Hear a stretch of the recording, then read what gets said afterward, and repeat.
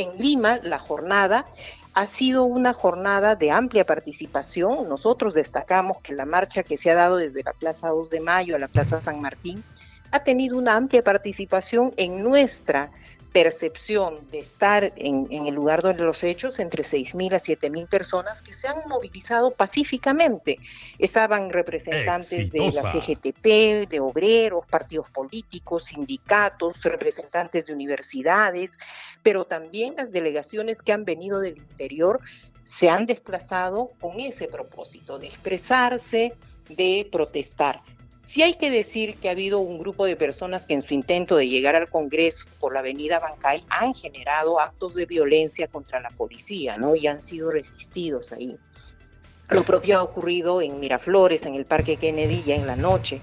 Pero creo que lo que llama la atención, y por eso exigimos una rigurosa investigación, es este incendio que se dio en el centro de Lima. Tengo en la mano el reporte que han hecho ustedes el día de ayer a las 9 de la noche, haciendo una especie de balance de la crisis política y la protesta social, donde recogen, la verdad es impresionante la cantidad de información que han podido ustedes recabar. ¿Es posible hacer un recuento de esta información, por favor? Creo que sí. Estos reportes los estamos haciendo desde la crisis que empezó el pasado año como una forma de contribución para los medios, para la ciudadanía, y también evitando que toda la información falsa que corre pueda generar mayor zozobra en la población. Dicho esto, Nicolás, efectivamente nuestro último reporte da cuenta que hemos terminado la jornada del día de ayer con 2 personas fallecidas, un civil en Macusani, Puno, del tema que había ocurrido el día anterior, un enfrentamiento que hubo, ¿no? Muerto por proyectil de bala, y un civil en Arequipa, en el enfrentamiento que hubo en el intento de toma del aeropuerto.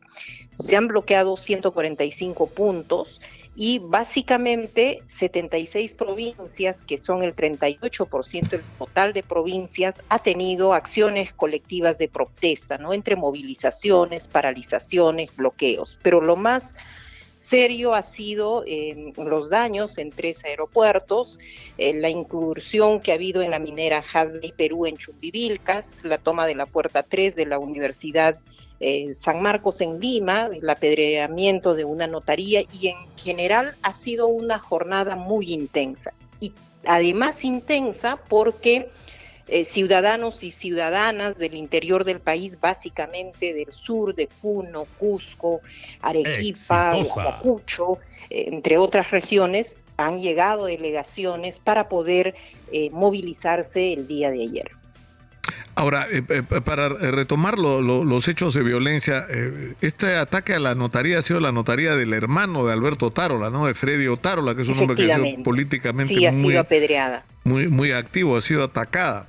Ahora, esto de la toma de aeropuertos, Defensora, parece ser una constante, ¿no? Es decir... Sí, el día de ayer precisamente fue Juliaca, Cusco y Arequipa donde hubo estos intentos, ¿no? Y claro, ahí hay un tema que siempre lo hemos estado refiriendo, es un activo crítico, hay un especial cuidado que se debe tener. Las muertes que han ocurrido antes efectivamente han pasado como en Ayacucho o en Juliaca en estos intentos de toma de aeropuertos.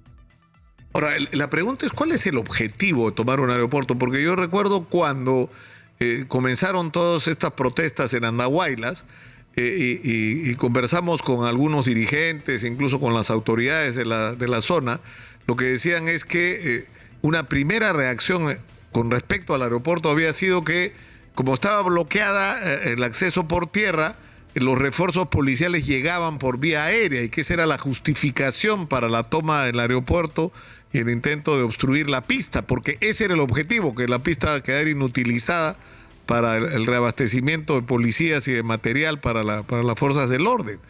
Pero en los otros casos parece ser una... También los hemos recibido en la Defensoría, en nuestras sedes de las regiones donde ha ocurrido, ¿no? Como una suerte de bloqueo también del intento de llegada de mayores refuerzos.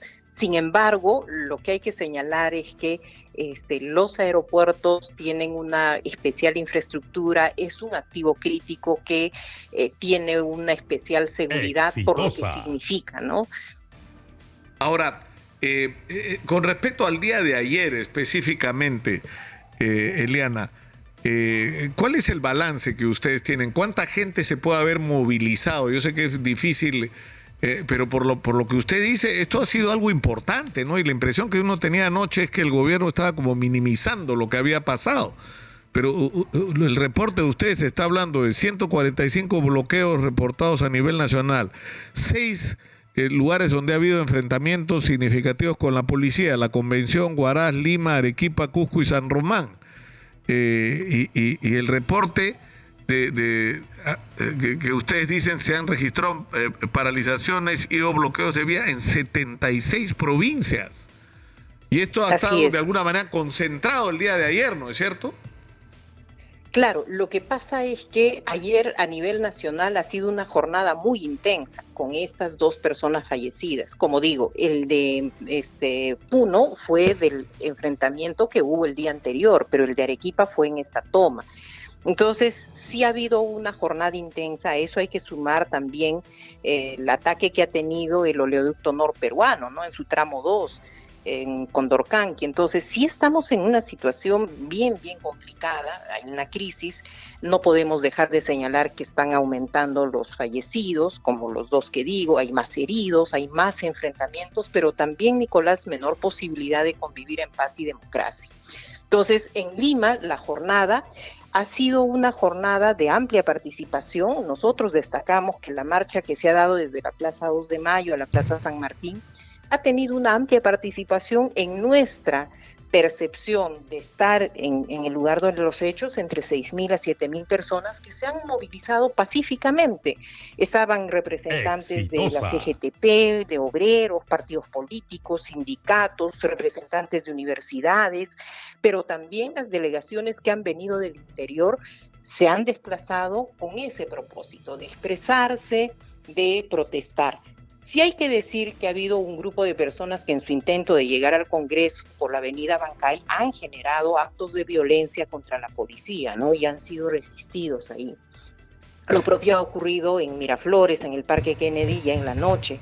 Pero creo que lo que llama la atención, y por eso exigimos una rigurosa investigación, es este incendio que se dio en el centro de Lima, y precisamente la Defensoría también estuvo mediando para que el cuerpo de bomberos pueda llegar con sus unidades, porque esto refleja cómo tal es el nivel de polarización que incluso impedir que puedan trasladarse estas unidades para hacer su trabajo, ¿no? El trabajo de momento, porque pudieron haber personas dentro y tener una jornada que hubiera sido lamentable y catastrófica. No ha habido costos en vidas humanas, pero hay 6 familias afectadas, y para la Defensoría sí es fundamental que haya una prolija investigación para saber cuál fue la causa de ese incendio. Ahora, Eliana, ayer llamó mucho la atención que en la conferencia de prensa del gobierno no se hablara de lo que son las demandas de los manifestantes. Es decir, quienes están protestando están pidiendo que renuncie Dina Boluarte, que se adelanten las elecciones, e incluso que se haga un referéndum para consultarle a la gente si quiere o no quiere que se haga una asamblea constituyente. De eso no se habló, pero se dijo que en algún momento o en 2 o 3 oportunidades que había que dialogar, pero ¿qué está pasando con el diálogo? Por ejemplo, ¿por qué no se reúne el Acuerdo Nacional, que es algo que no se entiende? Bueno, el Acuerdo Nacional estuvo reunido y se tuvo que suspender precisamente en la luctuosa jornada que hubo en Juliaca, ¿no? Eso ocurría en la tarde y estábamos reunidos iniciando la reunión donde estaba Max Hernández, el premier y todas las autoridades, sociedad civil, en una primera sesión, que ha sido suspendida y puede ser retomada. Sin embargo, hemos visto también niveles de disposición al diálogo de la conferencia episcopal y de quienes pretenden ser los mediadores precisamente para escuchar a los líderes, que haya interlocutores y que sean oídos, porque si no vamos por una solución más política, nuestras fuerzas del orden no pueden seguir conteniendo una situación que, lo hemos dicho en la Defensoría, no se va a resolver en términos de fuerza policial o militar. Sabemos que hay una agenda política. Para nosotros, por ejemplo, el primer punto que debería discutirse es el adelanto de elecciones. Ya hay una primera votación en el Congreso, se dará la siguiente, hay un paso para que se adelante la legislatura al 2015, que lo ha hecho el presidente del Congreso, pero eso será suficiente, se garantiza, o si no hay esa votación se va a exacerbar más los ánimos de la población. Por eso siempre hemos planteado que debe haber una salida realista a esta crisis. Y eso no pasa por militarizar el país. Nosotros destacamos que ayer la policía ya ha tenido una actuación estratégica, táctica, profesional. No ha habido un muerto en la capital, pero eso no nos garantiza que el tema está resuelto. La gente sigue movilizada en el país y en la capital. Entonces, claro, nosotros no somos triunfalistas de decir que esto está manejado. No, el país está en una situación crítica y si queremos seguir viviendo en democracia, se tienen que abrir los espacios de diálogo y para eso las dirigencias también deben poner su interlocución. Claro, pero el problema es que ayer más bien parecía triunfalista la conferencia de prensa del gobierno, o sea, y eso preocupa porque da la sensación de que hay una falta de sintonía con lo que está realmente ocurriendo y con la gravedad de la situación. Ahora, el problema, Eliana, es el siguiente. El gobierno y la mayoría del Congreso han concertado para que se produzcan elecciones en abril del año 2024, que supondrían una transmisión de mando del gobierno el 28 de julio del año 2024. Pero quienes están protestando no quieren eso. Y nosotros nos hemos tomado el trabajo de consultar, hablar, tratar de establecer puentes de diálogo con quienes pueden ser considerados interlocutores de las protestas para ver qué es lo que les parecería razonable para que estas protestas acaben. Y uno de los puntos clave es el adelanto de elecciones al 2023. Así es. Y en esa línea, el sistema electoral, el presidente del Jurado Nacional de Elecciones, ya señaló que eso sí es posible hacerlo. Sin embargo, a ese señalamiento han habido más bien voces que se han planteado más bien el recorte de mandato de ellos como una suerte de destitución. Entonces, sí, nosotros creemos que tiene que verse el tema en el nivel que corresponde con la urgencia que el país está demandando. No podemos seguir contando muertos, heridos, detenidos, sin que quienes tienen en sus manos el poder de resolver esta crisis den muestras de que realmente lo van a hacer. Y eso es un llamado que hacemos, lo hemos hecho al Ejecutivo, lo hacemos al Legislativo y han planteado el adelanto al 2024. Sabemos que sin reformas puede ser más de lo mismo, pero es un momento en el que eso puede calmar los ánimos y hacer de que las autoridades que están ahora en el poder sean cambiadas en un proceso electoral que podría darse en este año, por lo que ha señalado el presidente del Jurado Nacional de Elecciones. Ahora, el problema es que la interrogante que uno se hace, si la gente que está protestando reclama el adelanto de elecciones para el 2023, y no solamente el presidente del Jurado Nacional de Elecciones, luego de la consulta hecha por el propio Congreso, dice que sí sería posible, aunque habría que sacrificar las elecciones primarias abiertas. Y especialistas como Fernando Tuesta Soldevilla o sectores, digamos, de la academia y de especialistas y técnicos dicen que es posible, que podría hacerse elecciones en octubre. La pregunta es ¿por qué no hay esa voluntad? Es decir, de producir ese adelanto, que sería un cambio de 6 meses en realidad. Se irían a fines de diciembre de este año y no el 28 de julio. Pero el problema es que, defensora, lo que está ocurriendo es que simultáneamente se pretende hacer cambios a la Constitución con relación a la cuestión de confianza, con respecto a la bicameralidad sobre la que ya se votó en un referéndum, que de repente es lo mejor, que es mejor la bicameralidad seguramente, pero la pregunta es si es el momento de plantear esa discusión y si es este Congreso el indicado para enfrentar ese tipo de reformas. Nicolás, en realidad a problemas tan complejos debe haber soluciones que realmente lleven a destrabar el problema. Nosotros mismos en la Defensoría hemos señalado que deben haber modificaciones, hemos cuestionado las figuras que existen. Sin embargo, este no es un momento en el que maximalistamente se pretenda hacer todos los cambios y reformas políticas y electorales para dejar un país distinto en el año 2024. Exitosa. Este momento demanda de que desde el Congreso de la República puedan pensar en el país. Es cierto que han sido elegidos hasta el 2026, pero hoy la realidad y la ciudadanía completamente indignada lo que pide es un cambio.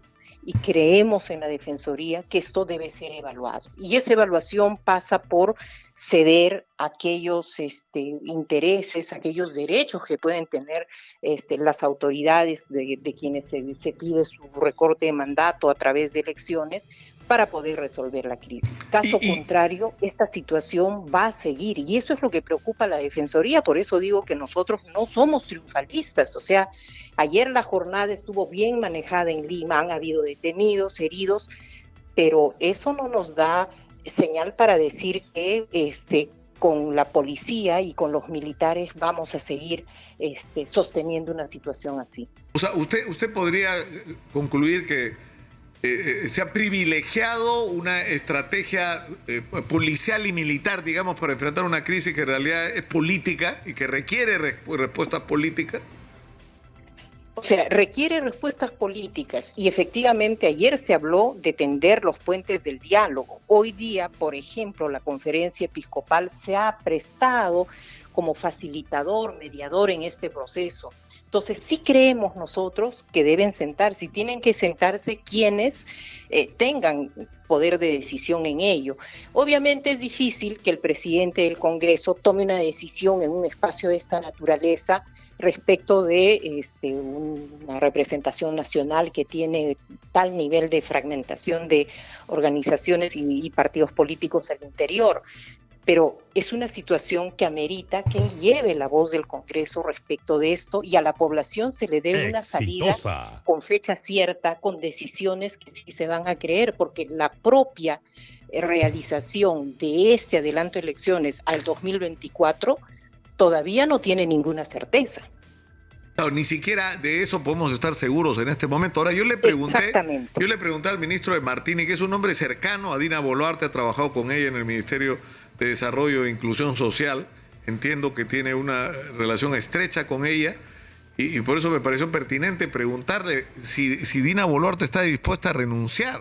Y él me dijo que si Dina Boluarte tuviera la convicción de que su renuncia va a restablecer la calma en el país y su renuncia va a significar que todo se va a canalizar por la vía electoral y van a acabar los bloqueos, las protestas, las marchas, ella renunciaría.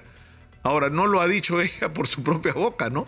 Pero en todo caso, yo quiero insistir en esto, Eliana. ¿No es el acuerdo nacional el mejor espacio para tener esta discusión? Para que el gobierno y el Congreso escuchen. El acuerdo nacional ha dado pie a muchos espacios institucionalizados. Entonces, para nosotros es importante que sea un espacio que está consolidado, en el que hay una amplia representación del sector empresarial, de la sociedad civil, de los partidos políticos. En esta reunión que se suspendió estaban invitados, convocados los gobernadores regionales. Entonces, sí nos parece que puede ser un espacio que bien llevado, con una agenda, podría resolver esta situación, porque creo que todos tenemos la responsabilidad de demostrarle al país que se puede dialogar, que se puede llegar a consensos, que se puede lograr nuevamente la confianza de la ciudadanía en que las autoridades toman una decisión, ponen fecha cierta a lo que tienen que hacer y que la crisis vaya permeando a que realmente se atienda las necesidades de la población en el tiempo que le toque conducir la transición a este gobierno. Eliana, le agradezco muchísimo por habernos atendido esta mañana. Ha sido usted, como siempre, muy gentil con nosotros.